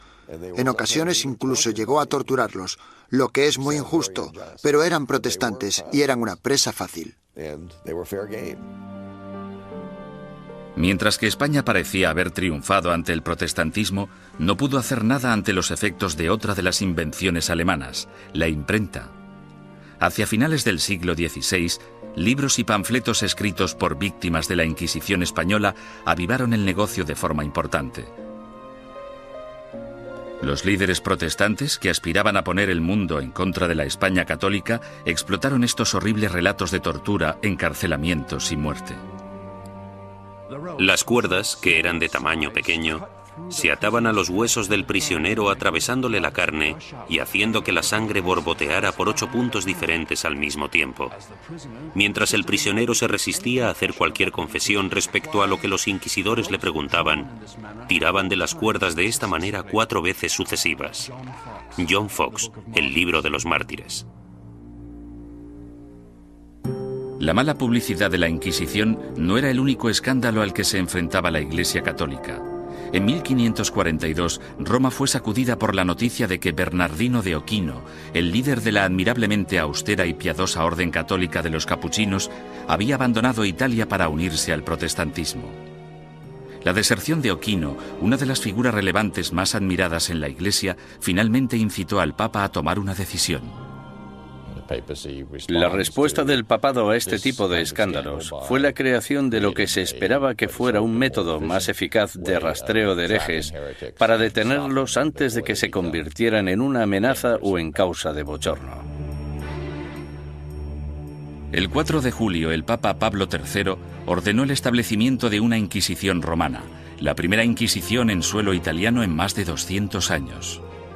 Una comisión de 6 cardenales dirigiría el Santo Oficio, aunque a diferencia de la versión española, dirigida por la Corona, el poder de la Inquisición romana estaba única y exclusivamente en manos del Papa. Independientemente de lo que hiciera mal la Inquisición, no se puede decir que no fuera un error del papado. Durante el siglo XVI, la Inquisición romana gozó de gran prestigio y poder político. Los papas Pablo IV y Pío V subieron al poder tras servir a la Iglesia como inquisidores. A pesar de sus sangrientos mandatos, en términos de número de protestantes ejecutados, estudios recientes muestran que la Inquisición romana fue pionera en reformas judiciales que serían las predecesoras del sistema legal actual. Los prisioneros de la Inquisición romana podían disponer de un abogado e incluso reunir testigos que testificaran a su favor. 300 años antes de que se inventara la figura del abogado de oficio, la Inquisición romana ya proporcionaba abogados gratuitos a los indigentes acusados. Como mínimo, la Inquisición escuchaba o pretendía escuchar las explicaciones del acusado de un modo que los demás sistemas judiciales no contemplaban. La justicia civil era en muchos sentidos peor que la del Santo Oficio. Torturaban a los acusados más despiadadamente, los condenaban con más rapidez. Los acusados no morían a causa de la tortura en el sistema inquisitorial, sí en cambio en los tribunales civiles. Sin embargo, la Inquisición romana se volvió en contra de algunos de los mayores pensadores del Renacimiento. Estaban muy preocupados por el tema de las escrituras y parecía que Galileo las cuestionaba basándose en cuestiones muy controvertidas en aquel entonces. El ataque de la Inquisición romana contra el protestantismo supuso mucho más que arrestos, castigos y ejecuciones. En 1559, el Vaticano publicó su Índice de Libros Prohibidos, en el que listaba cientos de libros y autores considerados peligrosos para la fe y la moral de los buenos católicos. Cualquier ciudadano que poseyera uno de estos libros prohibidos podía ser arrestado. Algunos autores encontraron sus libros listados en este índice simplemente porque una o dos frases sueltas se habían considerado erróneas. Sir Thomas More, político inglés que irónicamente fue decapitado por su lealtad a la religión católica, también fue considerado un autor prohibido. En relación a ciertos pasajes de sus libros, el índice decía: podéis leer este libro, pero debéis saltaros este pasaje. Es cierto que mucha gente famosa aparecía en este índice y, por tanto, estaban prohibidos. Los historiadores cuestionan si dichos índices tuvieron algún impacto real. Hay literalmente miles de títulos en cada índice, y aparte de un grupo de inquisidores y de obispos, pocos sabían exactamente qué estaba prohibido. Con mis investigaciones he podido demostrar que en Cataluña, por ejemplo, nadie hacía caso al índice. A lo largo de todo el siglo XVI, las librerías de Barcelona vendieron públicamente libros que aparecían en el índice de libros prohibidos. Simplemente fingían no conocerlo. Como instrumento de censura, el índice de libros prohibidos resultó ser algo de mucho ruido y pocas nueces. Sin embargo, no hay ninguna duda de que la Inquisición romana tuvo un efecto represivo sobre las ideas intelectuales y científicas y que destruyó las vidas y los legados de algunos de los mayores pensadores del Renacimiento. Giordano Bruno fue uno de los genios más excéntricos del siglo XVI. Medio filósofo, medio loco, su visión del cosmos, considerada inverosímil en su época, de hecho se anticipó a la concepción actual del sistema solar. Bruno era un visionario. Se consideraba casi una segunda reencarnación de Cristo, aunque de hecho tenía sus dudas sobre la divinidad de Dios, pensamiento por el que fue acusado. El tratado más famoso de Bruno, publicado en 1584, pronto le hizo merecedor de aparecer en el Índice romano. De título Sobre el universo infinito y los planetas, es una mezcla extravagante de misticismo y astronomía de Copérnico. Bruno lanzó la teoría de que existe vida inteligente en otros planetas situados más allá de las estrellas. Enseñaba que la unificación de todas las religiones, incluidas el Islam y el judaísmo, era la única salvación de la humanidad. Estas creencias herejes provocaron aversión tanto entre los católicos como entre los protestantes. En un periodo de tensión religiosa, las personas como Bruno representaban una amenaza enorme porque en realidad parecían desechar casi todos los pilares básicos del cristianismo. Durante 15 años, Bruno evitó cautelosamente la Inquisición romana, manteniéndose alejado de Italia. Sin embargo, en 1591, un rico mecenas le convenció para viajar hasta Venecia y una vez allí le traicionó denunciándole ante el Santo Oficio. El encarcelamiento y el juicio de Bruno duraron 7 años, durante los que el tribunal romano llegó prácticamente a implorarle que abandonara sus creencias herejes. Él se negó. Habría sido como repudiar toda su vida. En mi opinión, para un hombre como Bruno, que estaba completamente convencido de sus propios poderes, habría sido casi imposible actuar de otro modo. Tal vez vuestro miedo a juzgarme sea mayor que mi miedo a ser juzgado. Giordano Bruno. La obstinación de Bruno enfureció tanto al Papa Clemente VIII que él mismo le condenó a muerte. El 8 de febrero de 1600, Bruno fue conducido al campo dei Fiori, en pleno corazón de Roma, y fue quemado vivo. En la actualidad, una estatua en su honor, erigida en el año 1829, marca el lugar de los hechos. Otro intelectual renacentista, Galileo Galilei, también desató la ira de la Inquisición. Cuando construyó el primero de sus famosos telescopios en el año 1609, Galileo ya era un físico y profesor de matemáticas de fama mundial. En 1613 publicó 2 libros más, Mensajero Celestial y Manchas Solares, en los que defendía la teoría de Copérnico, según la cual la Tierra no solo gira sobre sí misma, sino que además da una vuelta anual alrededor del Sol. Oficiales ultrajados de la Inquisición denunciaron las creencias de Galileo y citaron numerosos pasajes de las Santas Escrituras que describen la Tierra como centro estático del universo. A los cardenales no les preocupaba demasiado qué era lo que giraba alrededor de qué. Les preocupaba mucho el tema de las escrituras, y Galileo parece que las cuestionaba con ideas muy controvertidas para la época.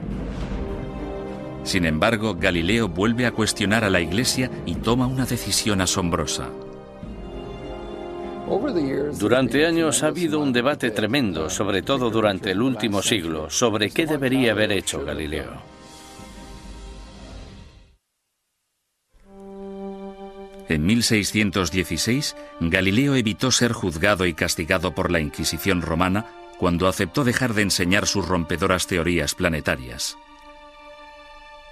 Con todo, 16 años después, alentado por el hecho de que su viejo amigo y admirador, el cardenal Barberini, se convirtió en el Papa Urbano VIII, el célebre científico publicó un nuevo manifiesto en el que reforzaba sus antiguas ideas. En esta ocasión, Galileo no calculó bien sus pasos, pues no solo produjo pánico en la Inquisición, sino que también provocó la ira de su antiguo aliado, el Papa. En mi opinión fue ese factor, la aversión personal, la oposición personal del Papa, lo que en gran parte hizo que el Santo Oficio procediera como lo hizo. Tenía una gran influencia. Galileo fue acusado de herejía. En enero de 1633, tras redactar sus últimas voluntades y su testamento, el astrónomo de 68 años viajó a Roma para enfrentarse a la Inquisición. Le hicieron todo tipo de preguntas. ¿Cómo escribiste un libro como este? ¿Por qué? ¿No defiendes en él una visión que ha sido tachada de contraria a las Escrituras?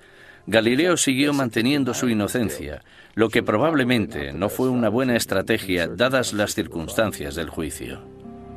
Tras 3 meses de interrogatorio por parte de la Inquisición, en los que le amenazaron con torturarle, llegaron a un acuerdo.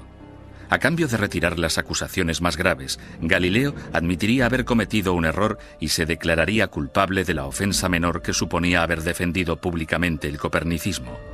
El 21 de junio de 1632, en una ceremonia pública celebrada en Roma, pronunciaron la sentencia de Galileo y éste se retractó de sus creencias científicas.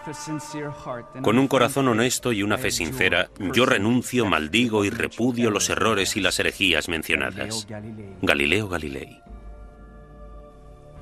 Durante años ha habido un debate tremendo, sobre todo durante el último siglo, sobre qué debería haber hecho Galileo. Es importante recordar que si se hubiera negado a renunciar, si no hubiera aceptado la oferta, si hubiera dicho no, sigo creyendo en el sistema de Copérnico, podrían haberle ejecutado.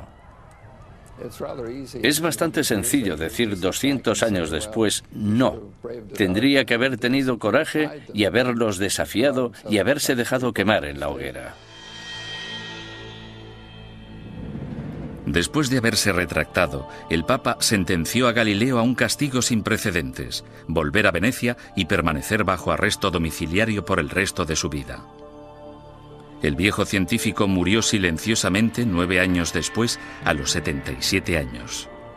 La leyenda afirma, sin embargo, que justo después de pronunciar su promesa forzada, Galileo susurró a un amigo: La Tierra se mueve a pesar de todo. En 1992, el Papa Juan Pablo II anunció oficialmente que la Iglesia se equivocó en 1633 al acusar al padre de la ciencia moderna de hereje. Es una lástima que no le escucharan, que no hubiera ningún teólogo en aquel momento capaz de entenderle. El error fue de los que juzgaron a Galileo.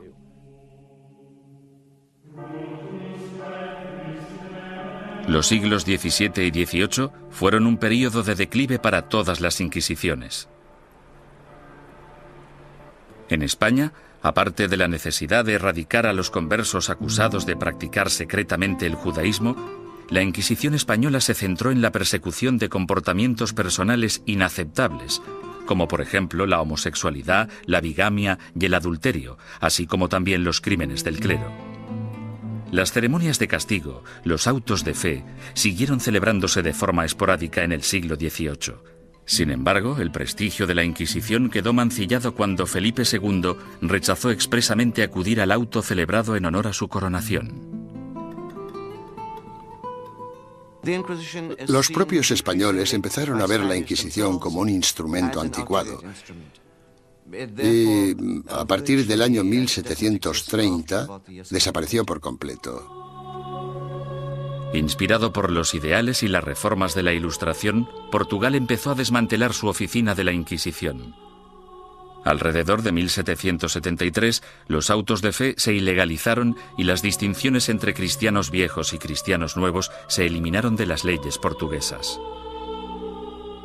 Fue necesario que el ejército de Napoleón invadiera Italia y España para acabar definitivamente con la Inquisición. Algunas de las primeras acciones del régimen francés al entrar en Madrid en 1808 fueron abolir la Inquisición, confiscar todas sus propiedades y llevarse todos los archivos que encontraron. Napoleón fue incluso más lejos en Roma, donde no solo confiscó los archivos, sino que también se llevó como prisionero al Papa. En 1814, el imperio napoleónico se derrumbó y el Papa Pío VII regresó sano y salvo a Roma. Finalmente, en el año 1820, la Inquisición española fue ilegalizada completamente. Al oír la noticia, grupos de ciudadanos asaltaron el palacio, quemando y destruyendo todos los informes inquisitoriales. Algunas personas cuyos familiares habían sido juzgados no querían que se supiera. Por eso los robaron y los destruyeron. A pesar de la aplastante realidad, el papado se negó a admitir que el final de la Inquisición era inevitable. La Inquisición romana continuó ejerciendo teóricamente, no en la práctica, durante los siguientes 150 años.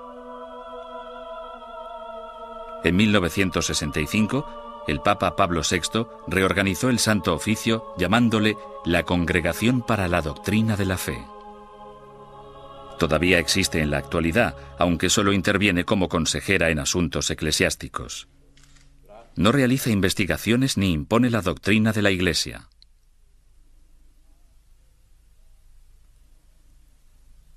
Desde la caída definitiva de la Inquisición, son incontables los mitos y testimonios inexactos que han surgido sobre su objetivo y sus prácticas. Los descubrimientos realizados en documentos nunca vistos, así como en los archivos de la Inquisición abiertos por el Vaticano recientemente, han ayudado a desbancar algunos de ellos. Por ejemplo, se ha podido demostrar que algunos recuentos de personas quemadas en la hoguera eran enormemente exagerados. La gente decía que se habían quemado 200 personas.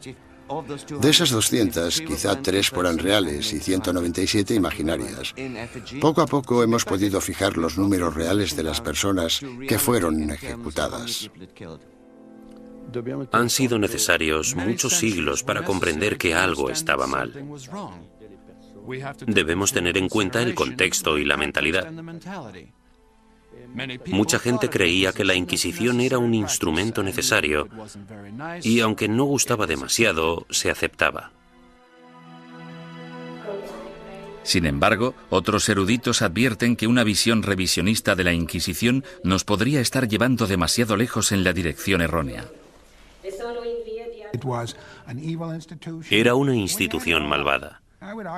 Si se mira todo en conjunto, yo diría que la Inquisición fue exactamente como la han descrito y que no necesitamos un lavado de cara de la Inquisición más de lo que necesitamos una revisión del Holocausto.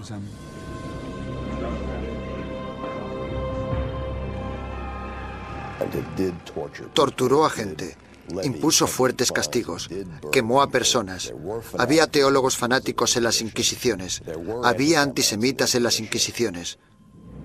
Todo esto es innegable. Hay un hecho que la historia no puede negar. A pesar de que la Inquisición se concibió para el bien de la humanidad, acabó causando un dolor y un sufrimiento humano inenarrables.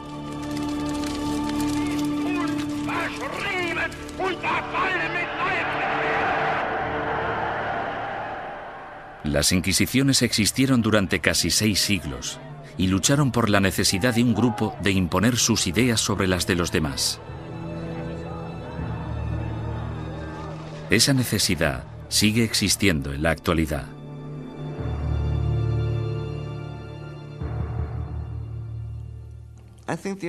Creo que la lección que debemos aprender de la Inquisición es que no debemos verla como algo único.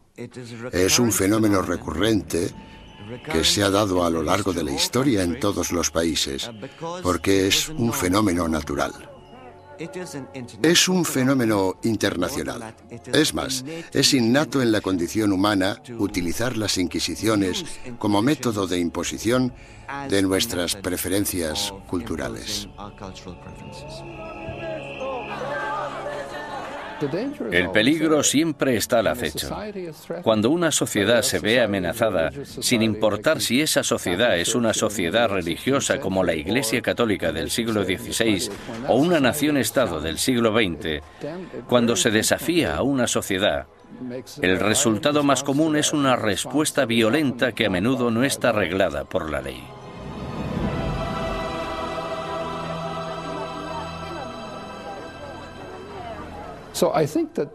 Por lo tanto, creo que esta reacción ante la amenaza es tan antigua como la humanidad y, sin duda alguna, perdurará en el futuro.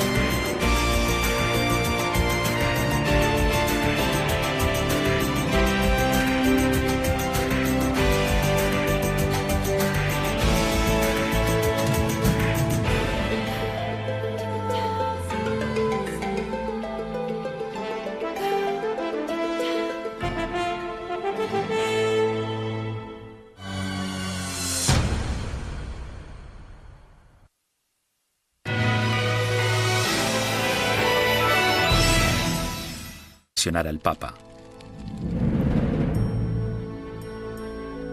El inquisidor papal del norte de Francia no era mejor. Un cátaro convertido de nombre Robert Le Boucq acorralaba a grupos de supuestos herejes y celebraba estrepitosos juicios públicos. En un suceso devastador, 183 cátaros fueron interrogados, sentenciados y quemados vivos en un solo día. Tras años de protesta por parte de los obispos franceses, el Papa finalmente se dio cuenta de que Robert era un extremista peligroso, por lo que le retiró de su cargo y lo encarceló. Había que hacer algo, y tenía que haber alguien mejor para hacerlo que estos individuos, devotos, aunque extremadamente incompetentes y peligrosos. Este fue el momento en el que Gregorio IX se fijó en los dominicanos. Fundada por Santo Domingo en 1216, la orden dominicana estaba capacitada para realizar el trabajo de inquisidor. Educados como teólogos, los dominicanos estaban habituados a la vida en la calle y a predicar contra la herejía.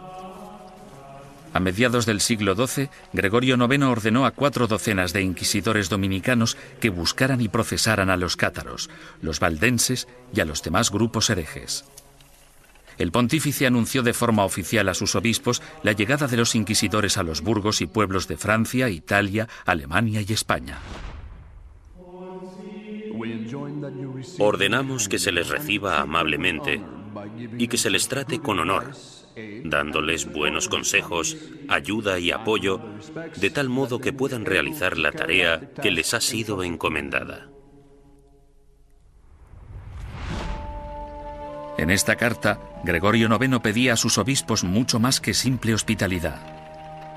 En su búsqueda de herejes, los inquisidores papales necesitaban confiar en información interna, rumores y otras habladurías recogidas gracias a una red informal de clérigos informadores que trabajaban como espías.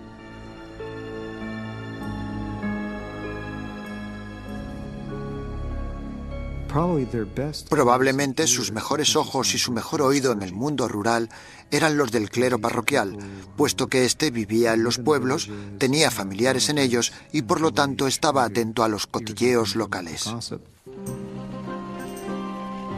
En sus incursiones a lo largo de la geografía, los inquisidores llegaban a un pueblo acompañados normalmente de un notario o escribiente para documentar el procedimiento o, en ocasiones, de un sirviente o un guardaespaldas. Entonces, el párroco reunía a los habitantes del pueblo para que escucharan al visitante predicar sobre los pecados y los peligros de la herejía. Una vez terminado el sermón, el inquisidor anunciaba un período de gracia durante el que cualquiera que hubiera cometido herejía podía confesar sus pecados a cambio de un trato clemente. Los que temían ser acusados o habían cometido herejía y tenían remordimientos de conciencia debían actuar durante el período. Los cátaros. Los cátaros veían su fe como la única verdadera y se mostraban completamente hostiles ante la iglesia establecida a la que consideraban perniciosa. Los cátaros llamaban a sus sacerdotes perfecti o buenos cristianos. Comprometidos con una vida de estricta abstinencia, los sacerdotes no podían mentir, blasfemar, comer carne ni mantener relaciones sexuales. Acusaban a la iglesia organizada de abusar cada vez más de su poder clerical. La austeridad de los perfecti cátaros parecía, en comparación, sumamente atractiva. En ese sentido, era una vergüenza para la Iglesia que existiera un grupo capaz de vivir realmente de acuerdo con la fe de Cristo y sus apóstoles, mientras que los abogados y administradores de la Iglesia vivían como grandes príncipes. Alrededor del siglo XIII, Europa era un foco de herejía.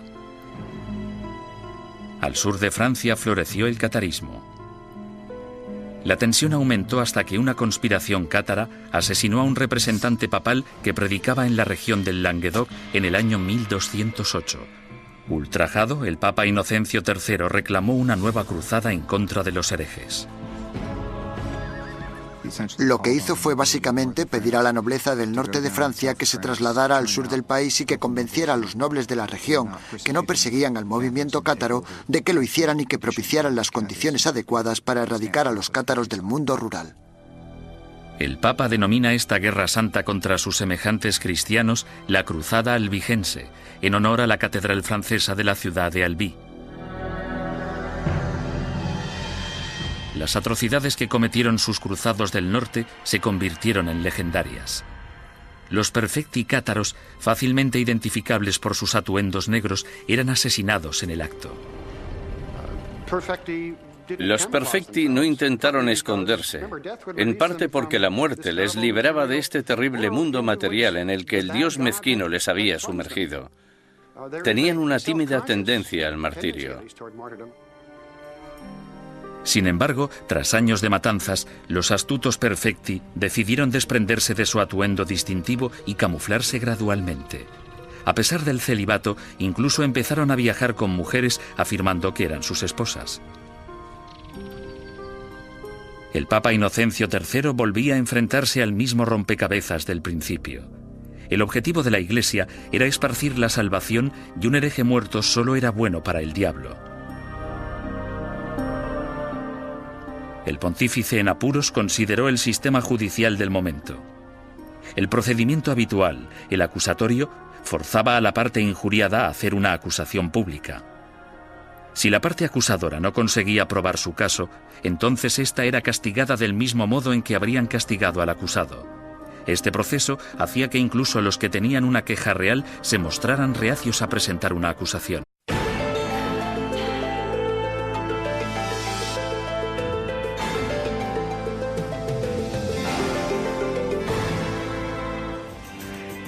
La Inquisición.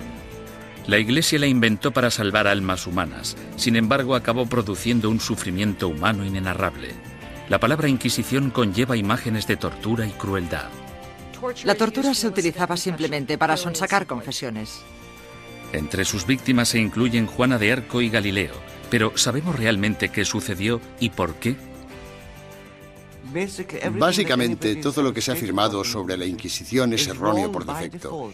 Y es erróneo porque nunca hubo acceso a la realidad que se escondía detrás de la Inquisición. La Inquisición. Ciudad del Vaticano, octubre de 1998. En una petición de examen de conciencia sin precedentes y en honor al año jubileo 2000, el Papa Juan Pablo II convoca a un tribunal especial de historiadores y académicos para celebrar un simposio sobre lo que él mismo denominó una fase tormentosa en la historia de la Iglesia, que hoy en día se conoce como la Inquisición. Para ayudar al tribunal en su investigación, el Papa anuncia la apertura pública de los archivos secretos de la Inquisición, unos archivos que habían estado fuera del alcance de los académicos durante casi 200 años. El pontífice, de 79 años de edad, se enfrenta así a una de las cuestiones más cruciales en su trayectoria. ¿Debería la Iglesia Católica pedir disculpas por los pecados cometidos durante la Inquisición? El tema es un polvorín de controversia, incluso entre los historiadores. Yo creo firmemente que esta disculpa era innecesaria, porque la Iglesia no fue responsable de la mayoría de las persecuciones que hemos tenido en el pasado europeo. La Iglesia sí tiene alguna responsabilidad desde un punto de vista histórico. Fuera lo que fuere lo que la Inquisición hizo mal, no se puede decir que no fuera responsabilidad del papado. Todos los académicos deben afrontar una cuestión central y perturbadora. ¿Cómo pudo una institución como la Iglesia convertirse en el instrumento a través del cual se destruyeron miles de vidas humanas durante 6 siglos? La primera respuesta implica comprender que nunca hubo una única y todopoderosa Inquisición, sino más bien instituciones independientes en España, Portugal e Italia. Lo que compartían era un oscuro y perpetuo miedo, el miedo a la herejía religiosa.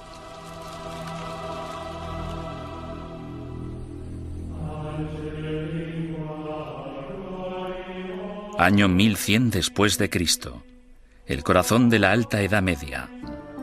Inocencio III se dio cuenta de que esas reglas no servirían para su objetivo a largo plazo. En el año 1215, el Papa congregó a todos los líderes cristianos en el Cuarto Concilio de Letrán, celebrado en Roma. Inocencio utilizó el encuentro para anunciar sus nuevas normas para la persecución de herejes y clérigos descarriados. La Santa Inquisición había nacido.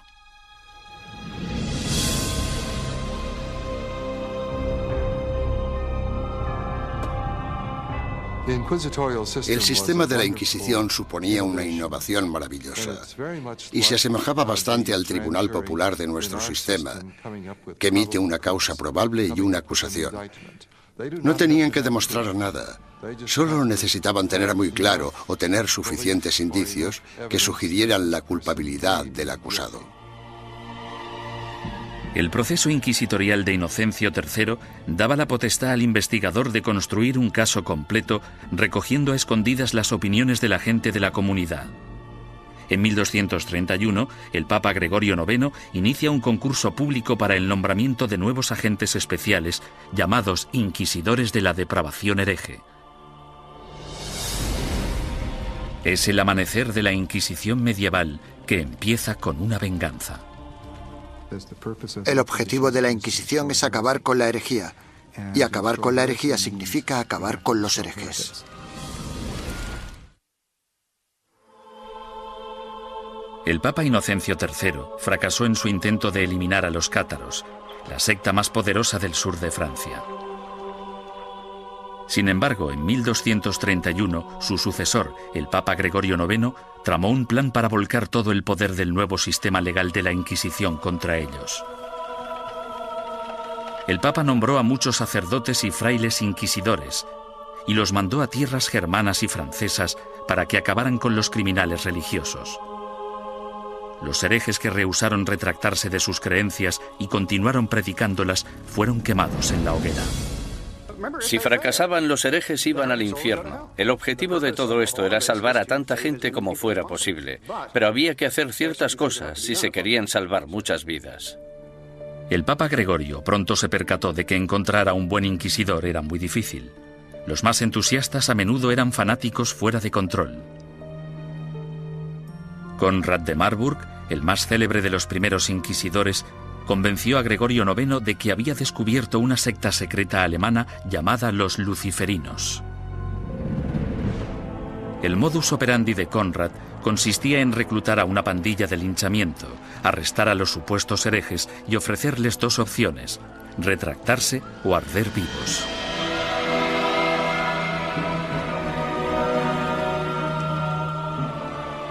Los historiadores descubrirían más adelante que los luciferinos fueron pura ficción, una invención obsesiva que Conrad creó para impresionar.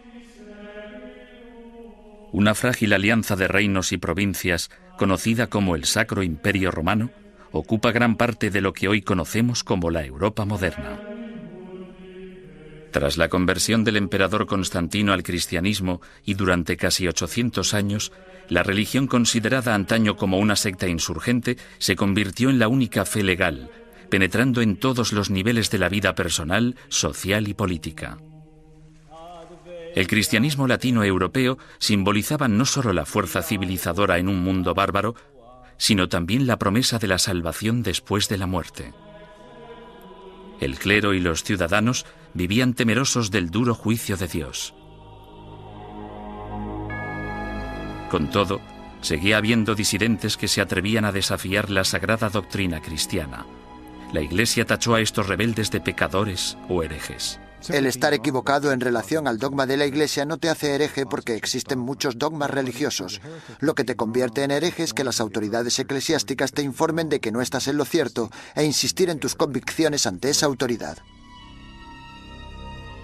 La palabra herejía proviene del latín airesis, que significa elección. Alrededor del siglo XII, herejía cobra un significado mucho más amenazante. Se convierte en un peligro mortal para la sociedad y para el hombre en una traición a Dios. Según el derecho civil, los criminales acusados de traición serán castigados con la muerte y sus bienes serán confiscados. ¿Qué otro motivo es necesario para que aquellos que ofendieron a Jesús, Hijo del Señor, sean expulsados de la comunión cristiana y privados de sus bienes? Papa Inocencio III. A pesar de la posición inamovible de la Iglesia en considerar esto un delito, los grupos de pensamiento libre siguieron emergiendo e insistiendo en interpretar a Dios a su manera. Entre dichos grupos se encontraban los valdenses, predicadores itinerantes que erraban por el sur de Francia y el norte de Italia, viviendo en apostólica pobreza.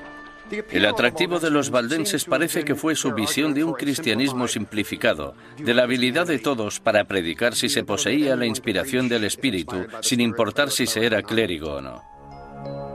La Iglesia insistía que cualquiera que quisiera dedicarse a la predicación pública debía ser acreditado por el obispo de su diócesis. Cuando los valdenses se negaron a dejar de predicar, el Papa Lucio III emitió un edicto, conocido como Bula Papal, que tachaba el movimiento de hereje y excomulgaba a todos sus seguidores. La herejía se contemplaba como una amenaza a la comunidad cristiana. Era algo que podía perturbar a la gente, y no solo perturbar, sino que podía enajenar a toda la sociedad de la fe. Por eso era tan importante luchar contra ella. Los valdenses fueron suaves en comparación con los herejes más radicales.